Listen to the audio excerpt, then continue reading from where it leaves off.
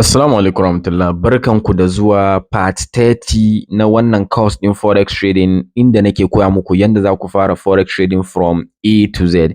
Ko da yau ka fara jin abin da ake kira forex trading, Allah ya yarda in ka bibiye mu a wannan course ɗin from A to Z za ka kasance forex trader. So mun fara from absolute basic. In baka kalla daga part 1 ba, ka duba ƙasan wannan bidiyon akwai playlist na part 1 zuwa wannan part ɗin, ka je ka kalla daga part 1 saboda ka fahimci ina muke zuwa.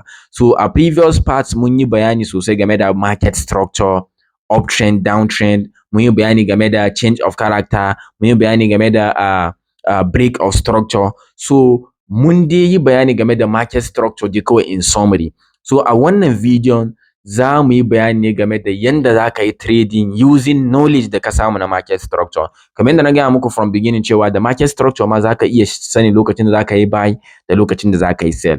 So based on this, based on abin da muka koya, ta yaya za ka yi trading har ka samu profit naka da market structure kawai da ka sani. So shine za mu yi magana game da shi a wannan wannan bidiyon.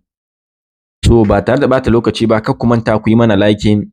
In baka yi subscribe baka tabbatar ka yi subscribing, sannan kana da question ka yi drop a comment section ko kuma ka yi joining WhatsApp group namu, ka duba akwai link a ƙasan wannan bidiyon. So a takaice yanzu dai na tabbatar cewa mun san break of structure, mun san change of character. So abubuwa guda biyun nan ne za mu yi amfani da mu yi buy ko kuma mu yi sell. Yanzu za mu fara da abin da ake kira uptrend. Idan market na tafiya in an uptrend, yaya market ya tafiya? Yanzu ba wai sai na sake wani bayani ba, na san cewa mun san idan market na tafiya in uptrend zai rika bamu higher high, higher low, higher high, higher low, higher high, higher low ko zai bamu higher high, higher low. So yanzu mun san cewa nan wurin muna da BOS, break of structure. Nan wurin muna da break of structure. Nan wurin muna da break of structure. Nan wurin muna da break of structure. Kuma mun san cewa idan har market ya zo yi breaking previous higher high, shine break of structure a uptrend. Haka ne, muna magana ne akan uptrend for now. Za mu zo wurin downtrend. But for uptrend mun san cewa idan market ya breaking previous high ya bamu break of structure, sai ya dawo kuma ya abin da kira pullback. Wannan ana kiran shi pullback ko kuma ka kira shi correction. So idan yayi pullback din nan, wato zai dan dawo ƙasa sai sake tafiya kuma. Saboda kamar yadda na gaya muku, babu yanda za a yi price kawai ya ta tafiya sama haka kawai, ba zai yi ba. Dole zai ta tafiya in waves ne, ya je sama ya dawo, ya je sama ya dawo, haka zai rika tafiya. So in uptrend mun san cewa ga break of structure, break of structure, break of structure, break of structure. Sannan kuma mun san cewa nan higher low, wato higher high, higher low, higher high, higher low, higher high, higher low, higher high, higher low. Haka abin yake. So yanzu wani zai tambaya, to ta yaya za mu yi taking advantage? Shine abin da za mu yi magana akan bidiyon nan kenan. Ta yaya za mu yi taking advantage idan market na zuwa in an uptrend direction, har mu san lokacin da za mu yi buy ko kuma lokacin da za mu yi sell. So yanzu bari mu shiga wato trading view. Yanzu ga mu nan a cikin trading view. Za mu yi amfani da yayin da market ke zuwa wato sama kenan ko? We'll be looking for market idan yana zuwa sama ba yana zuwa ƙasa ba. So bari mu duba, kamar muna da wanda muka yi drawing if I'm not mistaken. So kamar yadda kuka gani muna da already wanda muka yi drawing, gashi nan kamar yadda kuke gani. Gashi nan kamar yadda kuke gani. So yanzu already mun san cewa market din nan uptrend yake zuwa. Ta yaya muka san cewa yana zuwa uptrend? Menene, mun samu higher high sai muka samu higher low. Muka sake samu higher high, muka samu higher low. Muka samu higher high, muka samu higher low. Kamin market din ya zo ya abin da ake kira, mun riga mun bayani akan shi, yayi mana breaking trend line din nan, ko kuma mu ce yayi changing character zuwa downtrend ko makamancin haka. Kamar yadda kuka gani from there, kun gani although ya dan yi breaking ne for some time sai ya ci gaba kuma. Ina fata muna fahimta me nake cewa. So yanzu dai mun san cewa yanzu ga uptrend nan. Ga uptrend. So ta yaya za mu yi taking advantage na uptrend din nan? Mun san cewa market na bamu higher highs, higher lows. Higher highs, higher lows. So yanzu nan za mu kaddara cewa bari in ɗauki replay sai mu yi shorts in nuna muku yanda ake taking advantage ne. Kamar yadda kuke gani, mu kaddara daga nan. Mun san cewa based on wannan trend line din, abin na bamu higher highs, higher lows ne. Kun gane ai? So yanzu da market ya zo nan, yanda ake taking advantage shine yayin da market ya zo nan za ka yi buy. Kun gane ai? Za ka yi buy a nan wurin. Yanzu da zan yi playing, bari in yi playing nashi. Bari in ɗauke shi zuwa let's say 1 minute. da market ya zo nan wurin, da market ya zo nan shine za mu yi buy, sai mu fita mu cire profit a nan. In ya zo wurin ya bamu higher high, sai mu fita mu cire profit, sai mu jira idan ya zo ya sake kawo ya yi pullback, abin da ake kira pullback, wato ya bamu higher low kenan. In ya sake bamu higher low za mu sake yin buy. Kun gane ai? So yanzu bari mu yi play mu gani. Yanzu mu kaddara cewa mun yi buy daga nan wurin.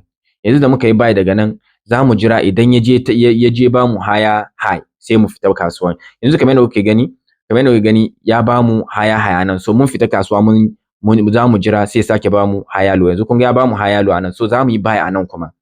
Da zarar ya bamu sabon higher high, sai mu yi abin da ake kira kun ga ya bamu sabon higher high, so za mu jira ya zo ya sake bamu higher low.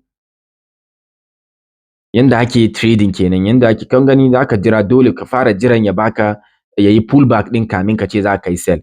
Idan market na zuwa sama kenan. Idan market na zuwa sama za mu jira. Yanzu kun ga yanzu ya bamu abin da ake kira, ya bamu higher low anan, so za mu yi buy daga nan kuma.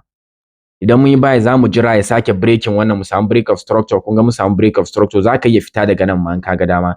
Indai kana samun break of structure za ka fita. So kun ga yanzu nan ya sake bamu sabon higher high anan, so yanzu za mu sake jira sai ya bamu higher low kuma kamin mu yi buy. Yanzu kamar yadda kuke gani, kun ga yanzu ya bamu automatically, yanzu ya bamu confirm higher high. Haka ne? So yanzu ba za mu yi sell ba, za mu jira ya bamu higher low ne. Yanzu idan ya bamu higher low, za mu iya yin buy daga nan, but sai mun samu confirmation. Sai mun samu confirmation. Sai mun samu menene confirmation. So da in kun lura yanzu nan me ya faru, bai iya zuwa ya bamu higher high ba. Me ya faru? Za ku ga cewa automatically zai zo ya sake breaking nan ne. So dole sai mun samu abin da ake kira confirmation. Kun gane me nake cewa ai? So wannan yanda ake trading, wato yanda ake trading market structure kenan. Idan market na zuwa uptrend, za ka riƙa yin buy ne, wato za ka riƙa yin buy ne idan market na in uptrend. Idan market na in downtrend ne kuma za ka riƙa yin neman sell ne. Mun riga mun yi wannan bayanin.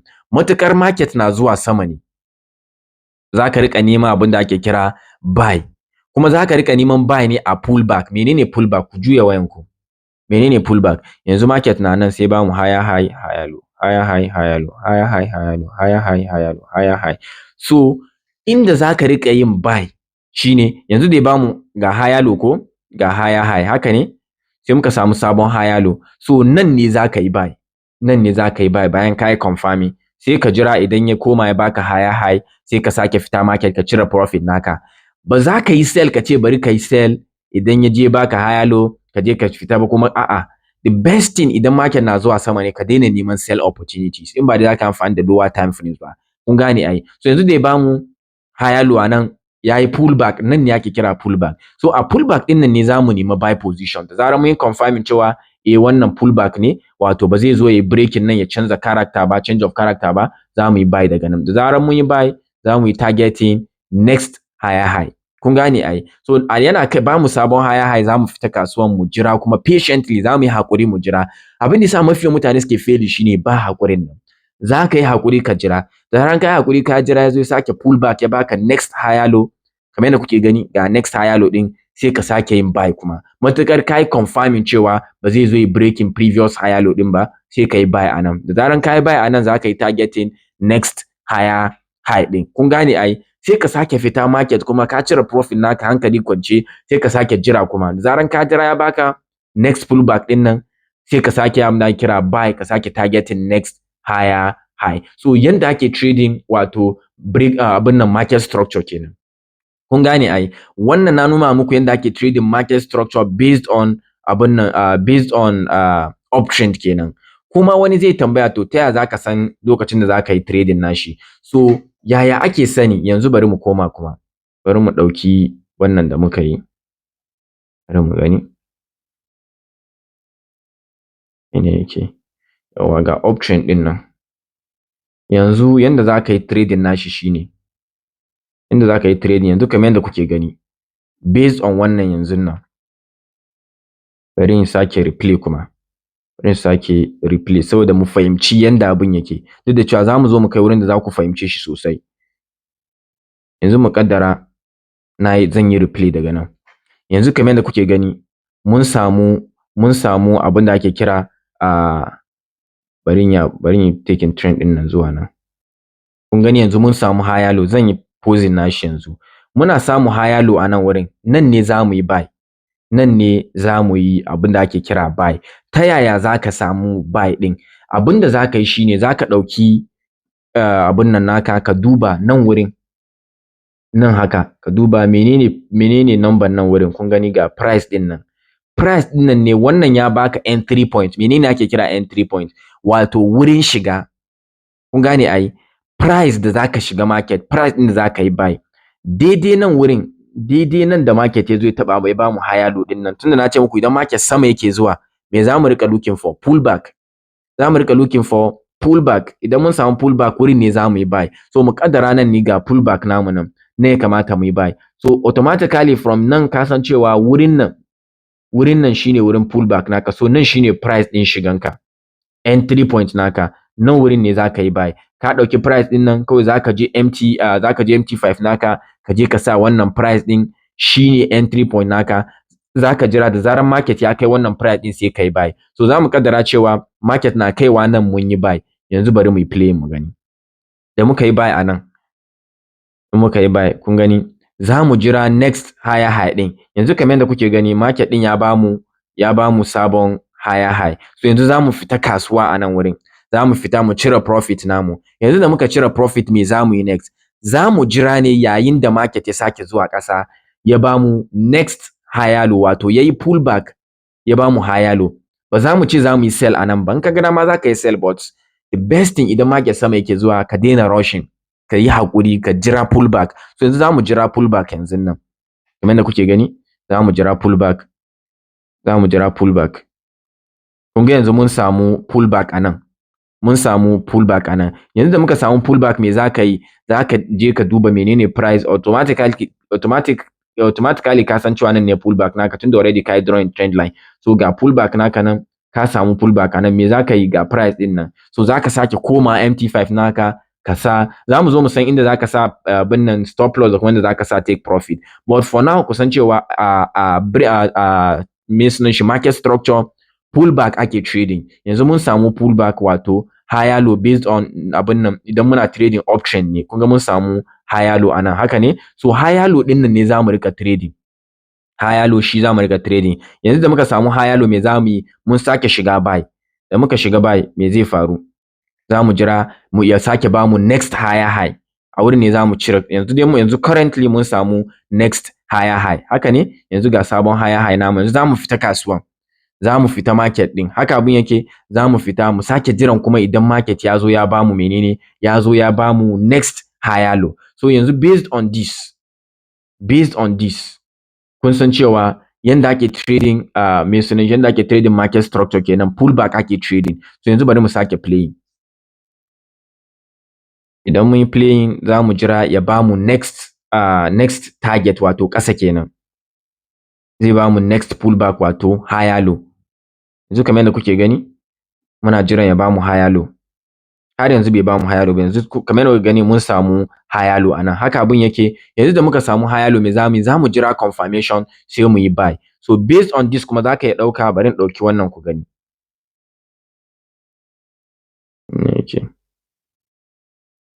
Za mu iya ɗaukan long. Mun san cewa market ɗin zai je sama, so daga nan za mu iya ɗaukan wato long, mu ce to mu za mu fita kasuwa a nan wurin. Ga stop, ga abin nan namu.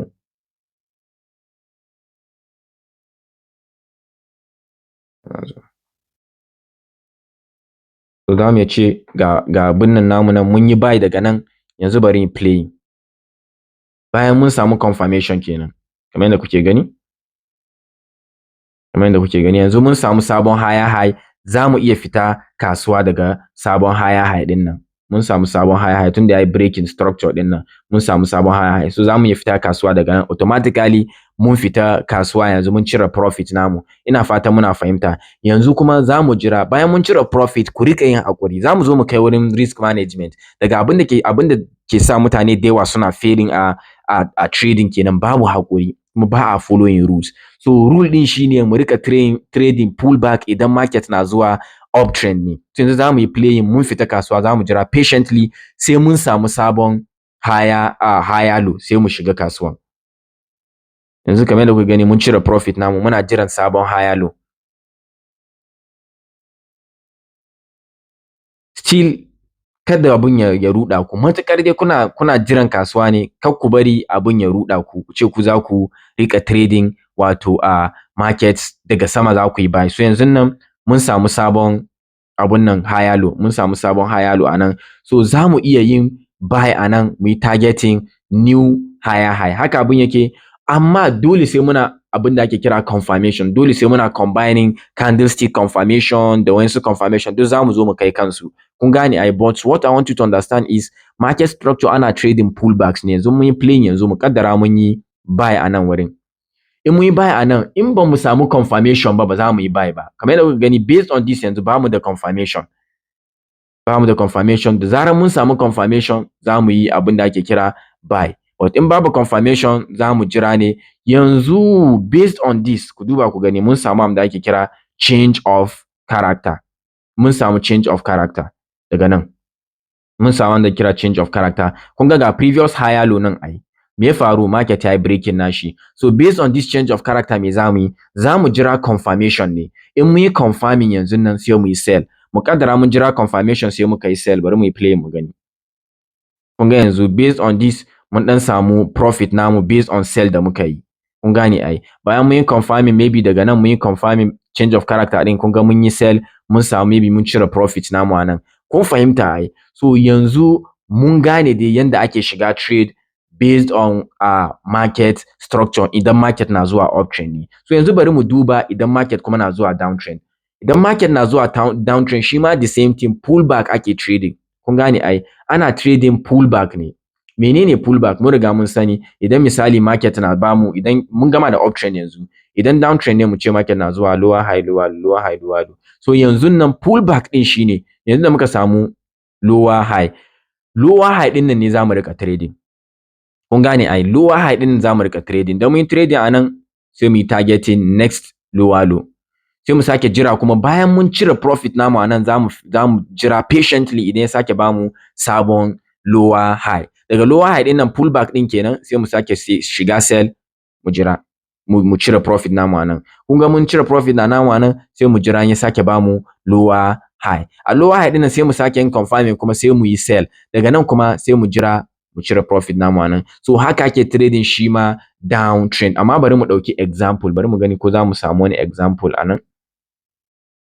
Bari mu gani, let's see. So bari mu ɗauki wannan as an example. Bari mu ɗauki wannan as an example. So based on this yanzu bari mu ɗauka bari sake replaying kuma.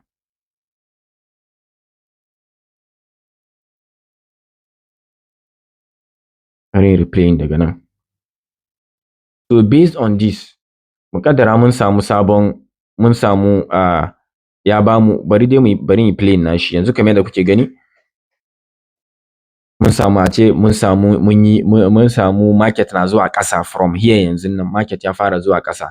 So ya za mu yi mu sani? Zai fara bamu higher lower high lower low. Mun samu lower high yanzu. Muna jiran lower low. Kun gani ai? Za mu ce mun samu lower low a nan wurin. Kun gane ai? So yanzu nan dai bamu lower low a nan wurin, me muke expecting? Muna expecting lower high ko? So lower high ne za mu rika trading. Based on this yanzu nan bari ku gani. Based on this idan muka samu sabon lower high za mu yi sell. Mun samu sabon lower high yanzu nan. Gashi nan based on this mun samu sabon lower high a nan wurin. So yanzu me za mu yi? In downtrend direction mun riga mun san cewa market din downtrend yake zuwa, me za mu yi? Za mu yi sell a nan ne, mu yi targeting next lower wato lower low. Za mu yi targeting idan market ya yi breaking nan wurin. So yanzu bari mu gani. Mu kaddara mun ɗauki part namu. Ba part ba, mun ɗauki wannan short namu. Bari mu yi shorting nashi. Mu kaddara mun ɗauki short. Daga nan yana bamu lower high a nan wurin sai mu ce to bari mu yi sell. Za mu yi targeting nan. To yanzu nan mu ce mun yi sell daga nan wurin. Me za mu jira? Bari mu yi playing.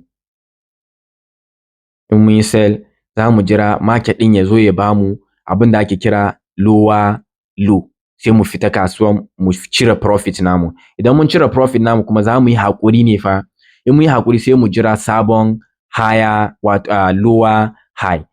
Ina fatan mun gane. Yanzu kun ga yanzu based on this me ya faru, mun samu menene, mun samu lower low anan, mun samu lower low anan. So me ya kamata mu yi? Za mu cire profit namu, za mu cire profit namu. Ba za mu ce to tun da ya bamu lower low bari mu yi buy ba, a'a. Idan market na zuwa ƙasa ka rika looking for opportunity to sell kawai. Idan market na zuwa sama ka rika looking for opportunity to buy.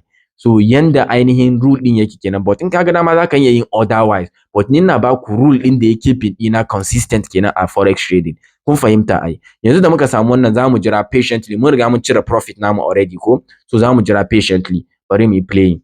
Yana ba mu sabon lower wato lower high sai mu sake yin sell. Idan mun yi confirming kenan, bari mu jira ya ba mu sabon lower high. Yanzu bari in ƙara abin nan speed din.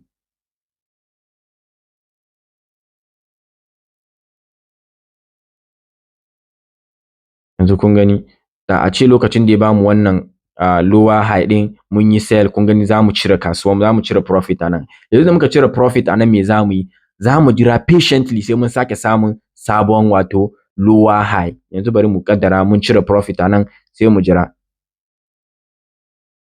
Wanda kuke gani? Sai ya sake bamu sabon, kun gani yanzu nan me muka samu anan? Mun samu sabon lower high. So pullback din nan za mu rika trading idan market na zuwa ƙasa. In ya bamu lower high din me za mu yi? Za mu sake yin sell a nan wurin. Based on idan mun samu confirmation. Kamar yadda kuke gani, mu ce mun samu confirmation za mu yi sell kuma. Sai mu yi targeting next abin nan lower low. Yanzu kamar yadda gani already mun samu sabon lower low yanzu. Za mu iya, kun gani mun samu sabon lower low. Market ya yi breaking previous lower low. So mun samu sabon lower low, za mu iya fita kasuwa mu cire profit namu patiently ba tare da ɓata lokaci ba. Sai mu sake jiran market ya sake zuwa ya bamu sabon lower abin nan lower high sai mu sake yin sell. Yanzu bari mu yi playing kuma. Kamar yadda kuke gani. To yanzu nan kamar yadda kuke gani, da ya kai nan wurin me muka yi? Da ya kai nan mun sake yin sell ko? So za mu jira market din ya zo ya sake bamu lower low. So but akwai wani abu da za mu zo mu kai kan shi, wato yanda za mu san cewa market din ba zai breaking lower low ba. Wato ba zai breaking inda ba zai bamu confirm pullback ba, wato zai zo ya canza character. Based on this yanzu nan, in kuka lura da wani abu, za ku ga cewa abin da muke jira shine market ya zo ya bamu sabon lower low ko wato yayi breaking nan wurin mu samu break of structure. Amma unfortunately za ku ga ya kasa breaking structure din. Ya kasa breaking nan. Idan ya kasa breaking nan, automatically mun san cewa market din akwai possibility zai canza trend, zai tashi daga downtrend zai koma uptrend. So yanzu nan bari ku gani. Yanzu mun bar shi yanzu, kun ga ya kasa breaking. Ya kasa, kun ga still ya zo ya yi confirm cewa ba zai iya breaking ba. Kun ga ya kasa breaking, sai ya zo ya confirm ba zai iya breaking ba. Me ya faru? Sai ya zo ya mana breaking lower high. So yanzu ba za mu ce da ya kai lower high din nan za mu yi sell ba fa. Ba za mu yi sell ba. Tunda me, daga farko ai bai bamu lower low ba. Kun gane ai, daga farko bai bamu lower low ba. So ba sell za mu yi ba. Ina son ku fahimci wannan concept din. Daga farko da ya zo daga nan muna expecting lower low ne ko? Sai bai bamu lower low ba inda za mu ɗauki buy position ba. Kun gane ai. So daga nan wurin yana daga cikin abin da yasa na ce muku mu rika jira patiently, mu rika yin confirming. Kun gane ai. So yanzu nan tunda abin bai bamu lower low ba, ba za mu ce za mu yi sell ba. Idan ya zo lower high, idan ya zo nan sai mu ce to ya kai lower high bari mu yi sell. A'a. Daga nan ne za mu gane in ya kai lower low din za mu yi, in ya kai lower high din wato za mu yi sell ko ba za mu yi sell ba. Based on this mun san ba za mu yi sell ba.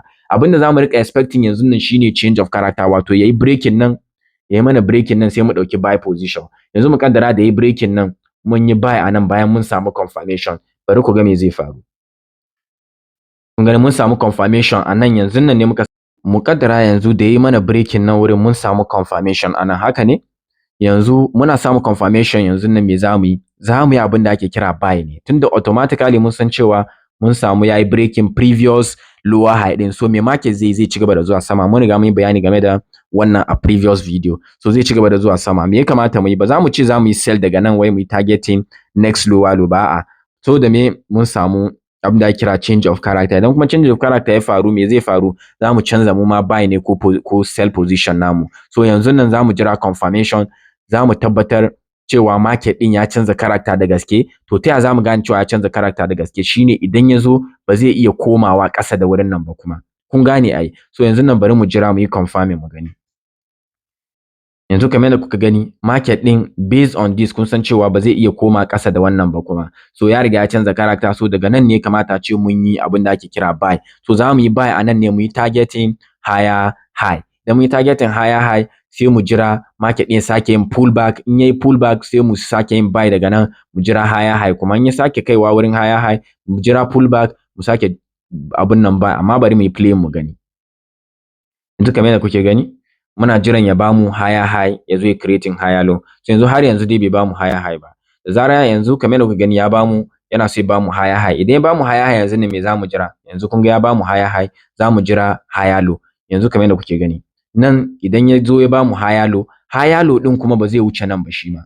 Higher low din ba zai wuce nan ba. It's possible ya tsaya a wuraren nan. Da zarar mun samu confirmation na higher low din me zamu yi buy daga nan. Sai mu yi targeting next higher high, wato idan market ya yi breaking structure anan. So amma bari mu yi playing. Mu kaddara cewa ya bamu abun nan higher low anan, pullback kenan, dama inda ya kamata ce mun yi buy kenan ko idan market na zuwa sama. So mu kaddara ya zo wurin ya bamu, mun yi buy daga wurin. Yanzu bari mu gani, mu kaddara mun yi buy daga nan. To za mu jira market din ya bamu sabon higher high. To kamar yadda kuka gani mun samu sabon higher high yanzu. Mun samu sabon higher high kamar yadda kuke gani. Mun samu sabon higher high saboda me yayi breaking structure anan, mun samu BOS anan, mun riga mun yi bayani akan shi. So da zarar mun samu BOS anan me ya kamata mu yi? In ka ga dama zaka iya fita immediately market din ya baka small BOS ma zaka iya fita ka cire profit naka. Kun gane ai? Ko kuma ka jira idan market din yayi confirming cewa ya kai peak nashi na break of structure.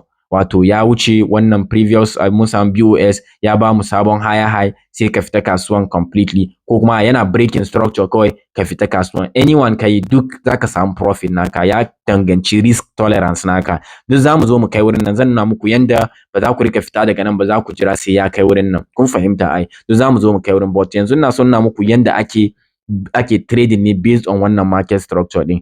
Kun fahimta ai? So yanzu nan da ya kai nan me zamu yi kuma? Za mu jira idan yayi bamu higher high, za mu jira ya zo ya mana creating pullback, wato ya bamu higher low. So yanzu za mu yi playing mu gani in ya zo ya bamu higher low. Higher low din kuma ba zai iya wuce nan ba.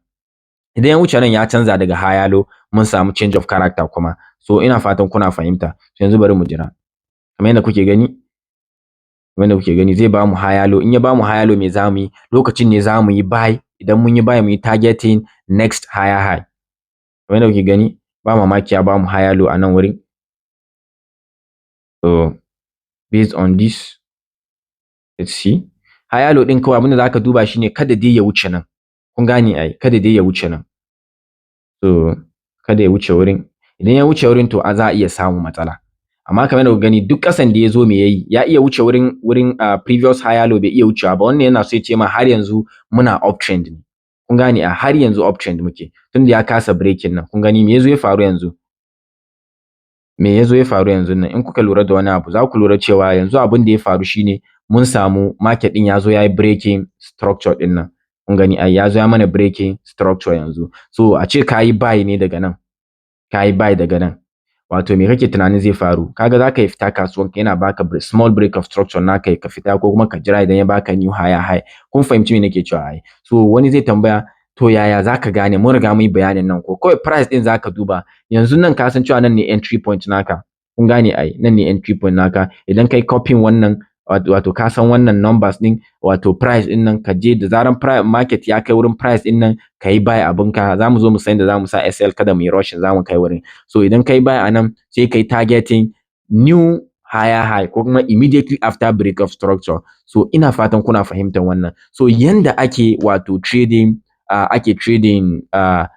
market structure kenan, bai da wahala. Kuma with market structure ma kamar yadda na gaya muku, ko market structure ko zaka rika trading zaka iya wato making in forex trading. So a takaice kenan game da wato trading based on market structure. Muka ce a uptrend zaka rika trading pullback ne. Menene pullback? Idan market na zuwa haka, pullback shine nan. So zaka yi buy anan, idan ya sake bada pullback kai buy anan, idan ya sake bada pullback kai buy anan. A downtrend kuma zaka yi trading, idan yayi pullback anan kai sell anan, ya sake pullback kai sell anan, ya sake pullback kai sell anan. Kun gane ai. So wannan shine trading based on market structure. Amma sai na ce muku ba wai haka kawai da zaran ka tashi zaka ji da zaran yayi pullback wato yayi haka ka je kai buy ko kai sell a'a.